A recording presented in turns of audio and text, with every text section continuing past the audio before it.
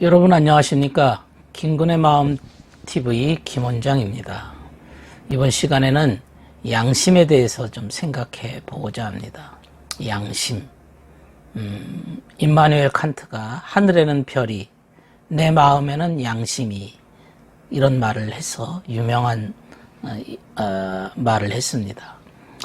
여러분은 양심에 대해서 무엇이라고 생각을 하십니까? 양심이라고 하는 것은 나의 행위를 규정하는 마음의 법입니다. 내 마음속에 하나의 법이 들어 있습니다. 남이 보거나 보지 않거나 그것보다 더 중요한 것은 내 마음에서 내 마음의 법과 위배되는 것에 대해서 울리는 사이렌 소리와 같은 것입니다. 그런데 이 양심의 위대함은 항상 선을 추구한다는 것입니다. 선을 추구합니다. 그래서 양심의 불감자들은 자신의 양심의 가책을 받지 않는 자들인데요. 이 양심의 사이렌 소리를 끊임없이 무시하다 보면 그거를 무시하고 못 들은 것처럼 넘겨버리기 시작하면 양심의 불감자가 됩니다. 이런 사람들은 자신의 그 마음속의 법과 행위가 불일치합니다. 이렇게 불일치하다고 하는 것은 양심을 무시한 증거입니다. 내 마음속에서 소리치는 거죠. 그렇게 살지 말라고 나를 향해서 손가락질하고 있는 것입니다. 이 양심 무시가 반복되어지면 결국에는 양심이 눈에 보이지도 않을 정도로 소멸되는 것입니다. 이 양심 무시를, 양심을 짓밟는 행위를 마음의 법과 일치하지 않는 그러한 작업을 반복하게 되어지는 자를 성경에서는 용이라 그랬습니다. 용. 성경의 용은 그 양심을 짓밟는, 인간으로서 당연히 지켜야 될 도리를 무시하는 행동을 하는 자들을 용이라 그랬습니다. 이 마음의 명령이라고 하는 것은 언제나 선으로 이끌고 있습니다. 그래서 인간이 악을 행하거나 죄를 짓거나 어떤 제대로 살지 않을 때는 양심이 가로서서 그걸 막는 거죠. 사이렌 소리를 통해서 나한테 그렇게 살지 말라고 막습니다. 예를 들어 어떤 사람이 아무도 보지 않는 길에서 돈을 주었습니다. 돈가방 안에 들어있는 많은 돈을 보고서는 욕심이 생겼습니다. 그렇지만 마음의 한 구석에서는 너 그렇게 하면 안 된다. 주인에게 돌려주라고 소리칩니다. 사이렌 소리가 들리고 있는 거죠. 그래서 이 마음의 소리에 귀를 기울이고 주인을 찾아서 돈을 돌려주었다면 그는 양심의 소리에 귀를 기울일 것입니다. 그러나 그런 소리가 아무리 들렸다 할지라도 그걸 무시하고 자기 욕심대로 살면 그는 양심의 불감자가 되어집니다. 그러면 가방을 안 돌려주기 시작하면 어떤 증상이 또 나타나는가 하면 불안이 찾아옵니다. 미약하지만 또 불안이 찾아옵니다. 불안감. 그러나 양심을 따라 행동하면 사람이 평안해지고 양심이 저촉되면 불안해지는, 이게 양심이 인간의 마음의 법이기 때문에 이것에 저촉되면 언제나 불안감이 찾아옵니다. 이걸 양심의 가책이라 그럽니다.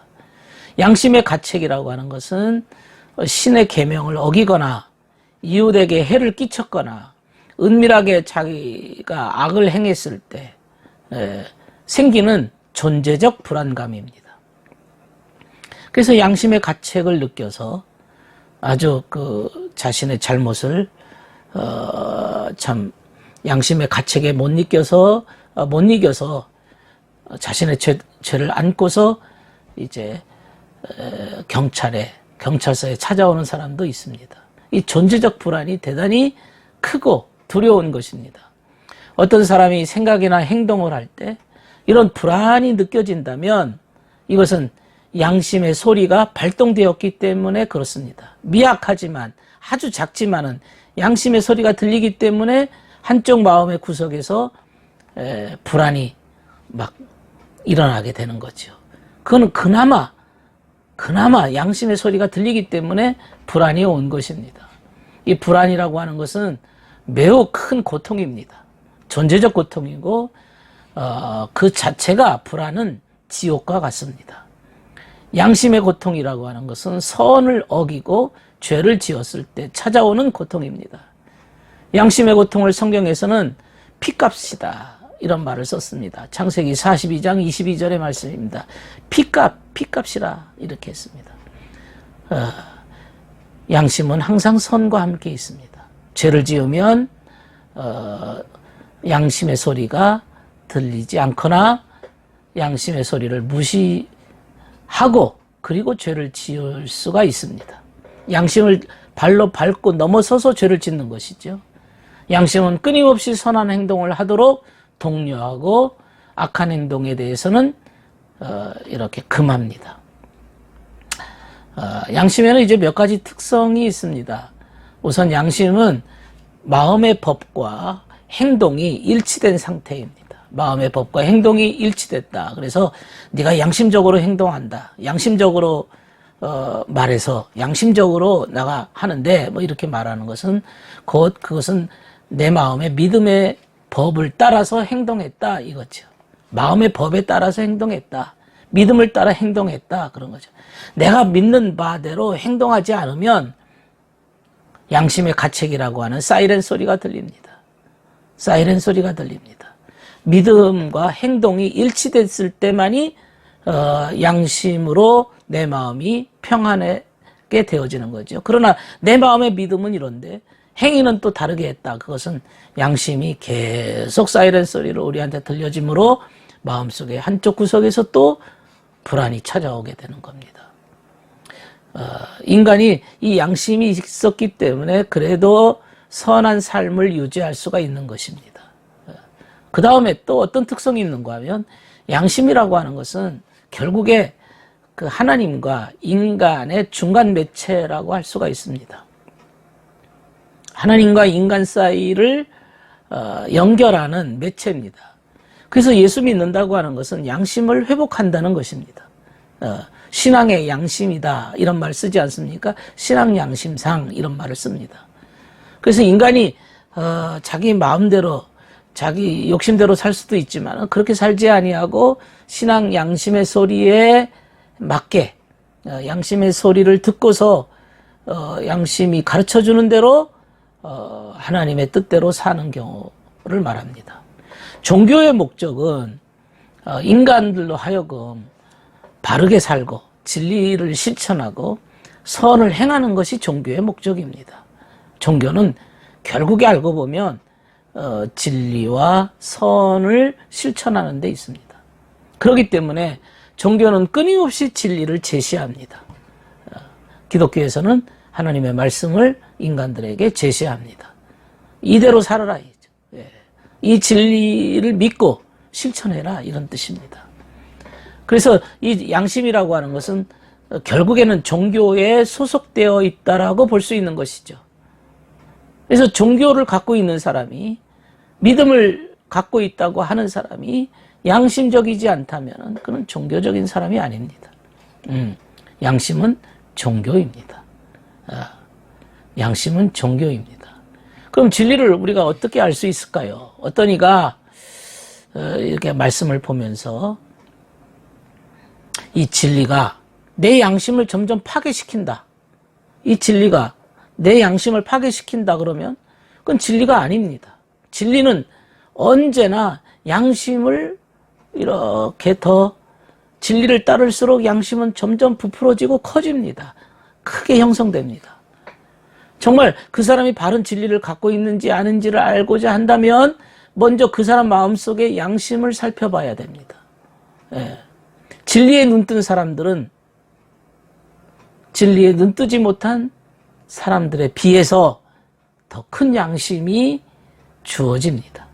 진리를 믿는 사람이 양심이 더 있어야지요. 더 있게 됩니다. 그러나 진리가 없는 사람은 양심에 눈뜨지를 못하는 거죠. 마음의 진리를 많이 수용하는 사람일수록 양심은 점점 크게 형성이 되어집니다. 마음속에 거짓을 많이 쌓아두는 사람은 양심이 이제 아주 소멸되기 직전입니다. 그 다음 세 번째, 양심의 특성을 보면요. 주님은 양심을 통해서 사람을 다스리신다는 것입니다. 양심을 통해서 사람을 다스립니다. 마음에 새겨진 법입니다. 예. 마음에 새겨진 이 법을 따라서 사람을 마음으로 각자 심겨진 코드에 따라서 다스리시는 거죠. 예. 그래서 주님께서 마음에 법을 새기셨다. 이레미야 31장 33절에 네 마음판에 새겨진 법, 그게 양심입니다. 양심은 또 어떤 특성이 있는가 하면은 주님을 믿고 거듭나고 새로워진 사람들에게는 양심이 이 새로워진 사람들에게 더욱더 임하는, 양심이 그만큼 더 크게 임하는 주님의 선물입니다. 거듭날수록, 새로워질수록, 변화가 될수록, 깨끗해질수록 사람이 거듭나면 양심이 살아납니다. 양심이 살아납니다. 마음이 달라지는 것은 양심이 살아났다는 것이죠. 그래서 주님을 우리가 선한 목자라고 이렇게 하는 것은, 선한 목자 대신 주님은 내 마음의 그 법, 내 마음의 양심의 불을 밝히심으로 인해서 사람을 인도하시는 거죠. 주님이 선한 목자가 되셨는데 그 따르는 많은 사람들의 마음속에 새겨진 양심의 법의 불을 이렇게 비춰줍니다. 불빛을 비춰줌으로 양심이 살아나서 그들이 주님의 음성을 듣고 따라가는 것입니다. 놀랍지 않습니까? 주님께서 양심의 불을 비춰서 사람을 인도하신다. 그게 하늘의 뜻이고 하늘의 이치다. 하나님의 음성이고 하나님의 놀라운 섭리라. 이것을 안다면 우리는 양심을 소홀히 할 수 없습니다. 선한 목자 되신 주님이 그렇게 사람을 인도하십니다. 양심이 결여된 자들은 마음에서 들려오는 양심의 소리에는 관심이 없고 오로지 눈에 보이는 그 증거, 눈에 보이는 그 증거나 어떤 머릿속의 기억, 이런 것만 가지고 인생을 살아갑니다. 왜 이렇게 사람들이 양심을 무시할까요? 양심을 무시하는 사람들을 가만히 보세요. 그들은 거의 대부분 100%가 욕심 때문에 그렇습니다. 세상 재물과 명예와 가지고 있는 돈과 부귀를 내가 양심대로 살면 다 잃어버릴 것 같아서 그런 두려움이 가득 차서 양심을 버리는 겁니다. 이만큼 양심이 놀랍습니다. 만약 이 세상 속에서 우리가 사는 동안에 양심이 없다면 어느 사람은 전혀 양심의 소리를 못 들어요. 그러면 저 세상 가서도 마찬가지입니다. 양심의 소리가 없는 거예요. 지옥에 있는 인간은 세상에 있는 악에 대해서, 자기가 저지른 범죄에 대해서, 자신이 한 짓에 대해서 전혀 양심의 가책을 느끼지 못할 것이 뻔합니다. 자신이 무슨 짓을 했는지 모릅니다. 지옥에 가서 가슴을 치고 원통해 하는 것은 내가 무슨 짓을 했는지 알 수가 없기 때문에, 그것은 양심의 소리를 평생에 무시하고 살았기 때문에 지옥에 가서도 양심의 소리를 못 듣는 겁니다. 결국에 양심 불감자들은 양심이 뭔지도 모르고 그 소리를 듣지도 못합니다.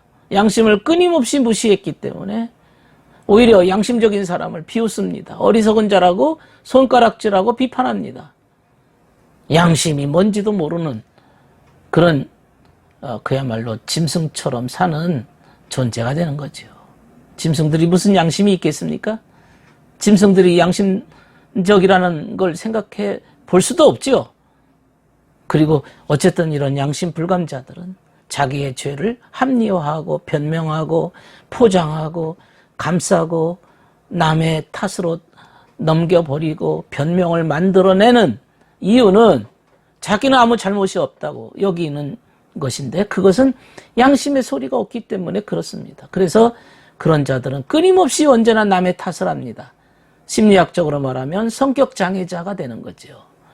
결국 자기의 잘못을 모르니까 지금 있는 죄악에 플러스 더 크게 큰 죄를 생각하고 더 큰 죄를 생각하고 마치 간이 부은 사람처럼 행동을 하게 됩니다.